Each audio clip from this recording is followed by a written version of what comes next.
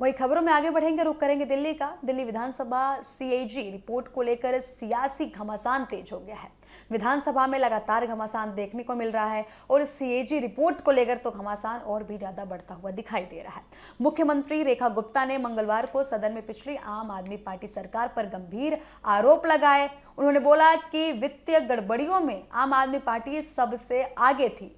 उन्होंने बोला कि सीएजी रिपोर्ट पर चर्चा के दौरान जो भी तथ्य निकलकर सामने आए, जो भी रिपोर्ट्स निकलकर सामने आ रही है, इससे साफ नजर आ रहा है कि आम आदमी पार्टी ने कई वित्तीय घोटाले किए हैं, कई वित्तीय गड़बड़ियां की हैं। आपको बताते कि उन्होंने बोला कि इस घोटाले का असर दिल्ली की जनता और सरकारी खजाने पर पड़ा। मुख्यमंत्री ने अपने संबोधन में पिछली सरकार पर बिजली सब्सिडी, टेंडर प्रक्रिया, सरकारी योजनाओं और वित्तीय प्रबंधन को लेकर सवाल उठाए। उन्होंने कहा कि उनकी सरकार अब व्यवस्था में सुधार के लिए लगातार कदम उठा रही है। रेखा गुप्ता ने पिछली व्यवस्था की तुलना दीमक से करते हुए कहा कि उनकी सरकार सुधारों के जरिए उन खामियों को दूर करने की कोशिश कर रही है जिन्होंने प्रशासन और विकास के कार्यों को प्रभावित किया। रेखा गुप्ता ने सीएजी के आंकड़ों का हवाला देते हुए बिजली क्षेत्र से जुड़े वित्तीय मामलों पर भी गंभीर सवाल उठाए। उनका कहना था कि दिल्ली की बिजली वितरण कंपनियों के रेगुलेटरी एसेट्स में पिछले कुछ वर्षों में काफी बढ़ोतरी हुई। मुख्यमंत्री के मुताबिक आपको बता दें कि 2019 में यह आंकड़ा करीब 9,000 करोड़ रुपए था, जो 2021 में बढ़कर 27,000 करोड़ रुपए और बाद में करीब 38,000 करोड़ रुपए तक पहुंच गया। उन्होंने बिजली सब्सिडी को लेकर भी पिछली सरकार पर गंभीर आरोप लगाए। मुख्यमंत्री ने दावा किया कि ऐसे उपभोक्ताओं को भी सब्सिडी का भुगतान किया गया जिनकी बिजली खपत शून्य थी। उन्होंने कहा कि उनकी सरकार इस मामले में आर्थिक बोझ को दिल्ली की जनता पर नहीं पड़ने देगी और जरूरत पड़ने पर कानूनी लड़ाई भी जारी रखी जाएगी। मुख्यमंत्री ने कहा कि उनकी सरकार के कार्यकाल में अब तक पिछली आम आदमी पार्टी से संबंधित 19 सीजीए रिपोर्ट विधानसभा के पटल पर रखी गई हैं।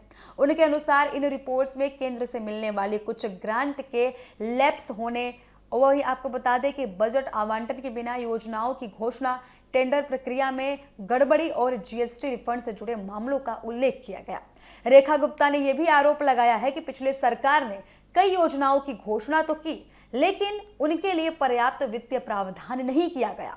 उन्होंने दावा किया कि 32 ऐसी योजनाएं थी जिनका श्रेय लिया गया, लेकिन उनके लिए फंड आवंटन नहीं किया गया। वही 2000 करोड़ रुपए से अधिक जो 2000 करोड़ रुपए की अधिक योजनाएं हैं, उन्हें 34 योजनाओं को वित्तीय मंजूरी मिलने के बावजूद भी वो जमीन पर लागू नहीं की गई, ऐसा उनका कहना है।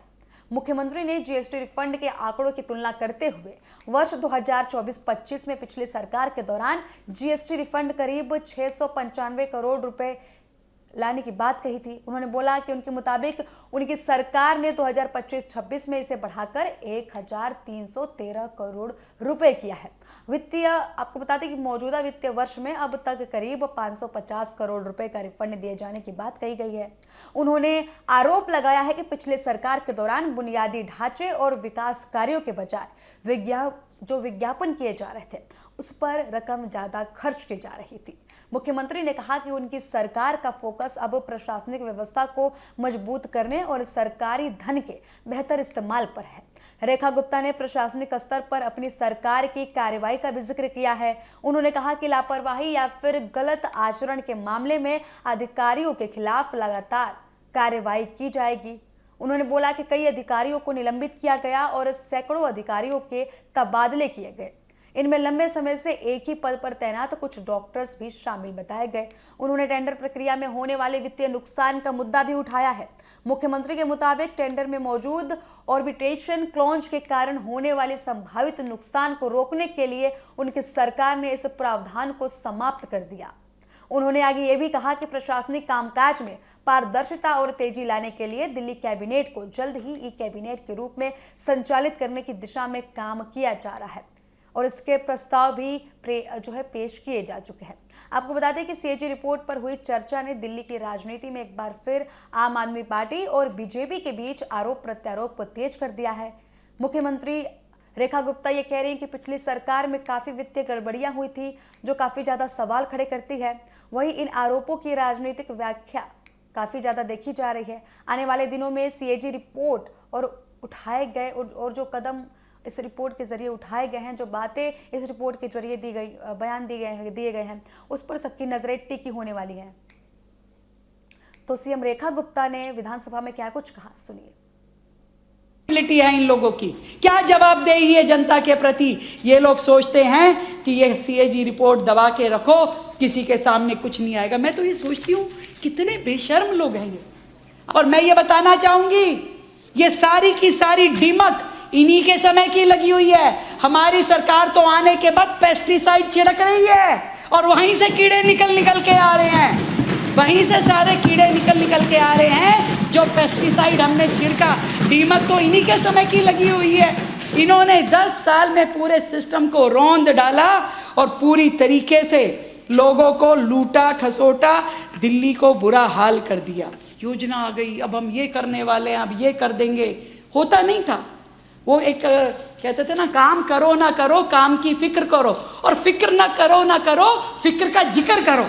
तो जिक्र करते रहते थे कि जिक्र करते रहो, ऐसा लगना चाहिए कि हम कुछ कर रहे हैं। स्कीम पर अपना चेहरा लगाते थे, एडवर्टीजमेंट करते थे, पूरे देश में एडवर्टीजमेंट करते थे, खाली दिल्ली में नहीं, करोड़ों रुपए खर्च करते थे।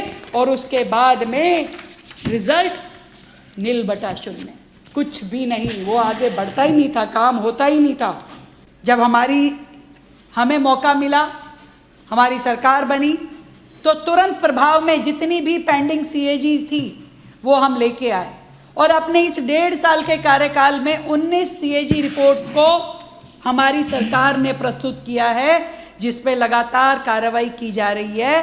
पीएसी उसका संज्ञान ले रही है। और पीएसी वो जो कि पिछली सरकार के समय में तो पीएसी की मीटिंग ही नहीं होती थी, सीएजी रखी नहीं जाती थी, पीएसी की मीटिंग नहीं होती थी, यानी सब कुछ ढक के रखा गया था। कोई चीज़ जनता के सामने आनी नहीं चाहिए, जवाब देना नहीं है, कोई चीज़ बतानी नहीं है। ये 2 बड़ी रिपोर्ट, ये सच में रिपोर्ट कार्ड है। और ये रिपोर्ट कार्ड विपक्ष ने तैयार नहीं की, हमने तैयार नहीं की, सरकार ने तैयार नहीं की। ये रिपोर्ट कार्ड सर्वोच्च संवैधानिक ऑडिट इंस्टीट्यूशन जो है सीएजी के द्वारा तैयार की गई है।